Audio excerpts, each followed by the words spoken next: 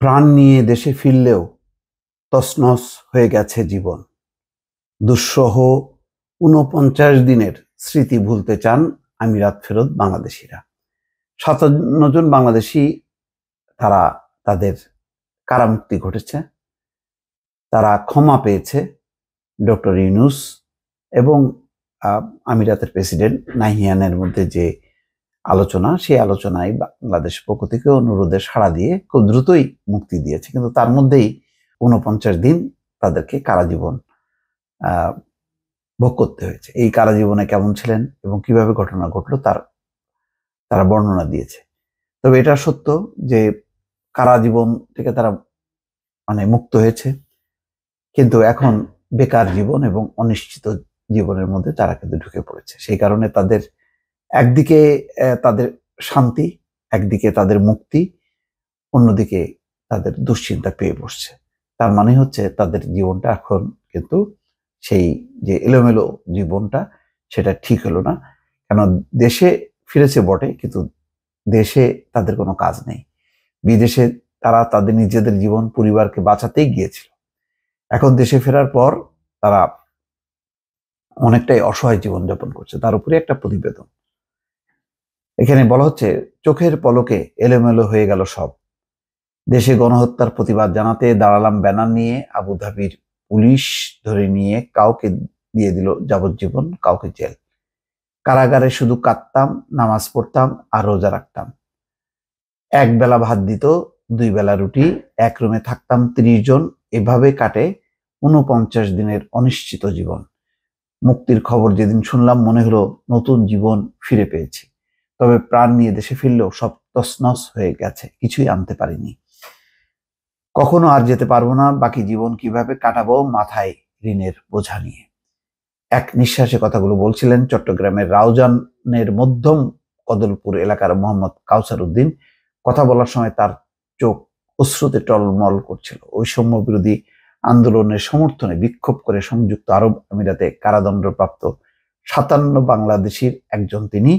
তারা মোট 12 জন গত শনিবার রাতে আমিরাত থেকে দেশে ফিরেছেন। বাকিরাও নিশ্চয়ই ফিরে আসবে। 3 ভাই 1 বোনের মধ্যে সবার ছোট মোহাম্মদ কাউসার উদ্দিন। বাবা শামসুল হুদা ছোটখাটো চাকরি করেন। বড় 2 ভাই বেকার, মা রাশিদা বেগম গৃহিণী। ছেলেকে বরণ করতে শনিবার রাতে বিমানবন্দরে ছুটে আসেন রাশিদা। সঙ্গে আসে কাউসারের ছোট মেয়েও। ছেলেকে পেয়ে রাশিদা অজোহরে কাঁদতে থাকে। তিনি বলেন, যখন শুনেছি ছেলে আমার জেলে, তখন থেকে খাওয়া দাওয়া বন্ধ হয়ে গেছে। সরকার উদ্যোগ না নিলে হয়তো ছেলের দেখা পেতাম না, এই জন্য কৃতজ্ঞতার শেষ নেই। তিনি বলেন, ছেলেকে তো ওরা একেবারে পাঠিয়ে দিল, এখন কি করে খাবো? ওই ছেলের টাকায় সংসার চলতো আমাদের। কথা শেষ হতে না হতেই কান্নার রোল শোনা গেল চট্টগ্রামের শাহ আন্তর্জাতিক বিমানবন্দরে। সেখানে কাউসারের সঙ্গে এসেছেন আরো 11 বাংলাদেশি। স্বজনকে পেয়ে তারা কান্না জুড়ে দেন। তাদের মধ্যে ছিলেন আরব আমিরাতে যাবজ্জীবন দণ্ড পাওয়া মেহেদী হাসান রিপন ও জহিরুল ইসলাম নাহিদ। ছিলেন মেহরাজ উদ্দিন রাসেল, মোহাম্মদ হারুন, শাহজাহান, মোহাম্মদ সবুজ ও সাইদুল হক। তাদের অধিকাংশের বাড়ি চট্টগ্রামের রাউজান ও হাটহাজারীতে। মেহেদী হাসান রিপন বলেন, আমিরাতে যাবজ্জীবন কারাদণ্ড মানে 25 বছরের জেল। মওকুফ না হলে বাকি জীবন হয়তো জেলেই কাটতে হতো। কিছুই আনতে পারিনি, শুধু প্রাণটা নিয়ে এসেছি। মোহাম্মদ হারুন বলেন, আরব আমিরাতে পরিচিতদের মধ্যে হোয়াটসঅ্যাপ গ্রুপ আছে, সেখানেই কর্মসূচি নিয়ে আলোচনা করে প্রতিবাদ জানাতে একত্রিত হই সবাই। কিন্তু পুলিশ যে এত বড় প্রতিক্রিয়া দেখাবে জানা ছিল না। অন্তর্বর্তী সরকার তাদের দণ্ড মওকুফের উদ্যোগ নেওয়ায় কৃতজ্ঞতা জানান সাইদুল হক। তিনি বলেন, ভেবেছিলাম দণ্ড কার্যকর হওয়ার আগে আর মুক্তি মিলবে না, কিন্তু সরকার উদ্যোগ নেওয়ায় মুক্ত হয়েছি।